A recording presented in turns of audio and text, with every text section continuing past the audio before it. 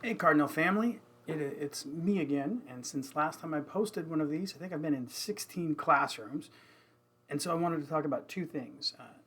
Number one, a good thing that I have seen, which makes me so happy, and then number two, since all of these are posted in something called CPES CIA Fundamental Principles, I'm going to talk about a fundamental principle of instruction that I believe, and it also just happens to be the same thing that I've been seeing in classrooms. So that makes me so happy. Which, by the way, if I haven't been in your classroom yet, I'm really trying. My goal is to hit every classroom by Thanksgiving, and I need to turn up my frequency if that's going to happen. So this afternoon, I'm going to try to hit a few more. We'll see how that goes. So, anyway, here is both the really cool thing that I've seen that makes me so happy, and number two, something that is fundamental to me when it comes to good instruction, and that is observable engagement in the learning. Now, I learned that from a guy named Dr. Kevin Feldman. To my knowledge, he's no relation to Corey, but he taught me that so often in education, we have inferred engagement in the learning, that students are quiet, they're paying attention, we have their eyes, it looks like they're engaged, but we don't really know exactly what's going on up there. So, what observable engagement is, that means that you either hear the student speaking, see them writing, see them physically moving, or see them in the act of creating something that moves them towards the learning that you want them to acquire. All of those things, if we hear that happen, we know they are engaged in the learning that we want to have take place. In every classroom that I have been in, I have seen an example of observable engagement in the learning.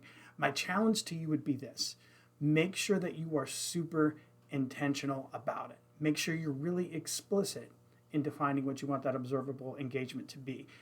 For example, if you just teach a concept and say, hey, everybody with me, and you get some murmurs and some nods, and you go, okay, they're all with me, that's not good observable engagement. But if you teach a concept and you say, all right, everybody think, pair, share, turn to a partner, tell them what you just learned about what I just said. All right, now that you've done that, share with someone else. Number three, I'm gonna need to hear from three people what your perspective is on what we just learned. Then you are definitely engineering intentional observable engagement in the learning, and you're being really explicit about the behavior that you want to see, what you want to observe.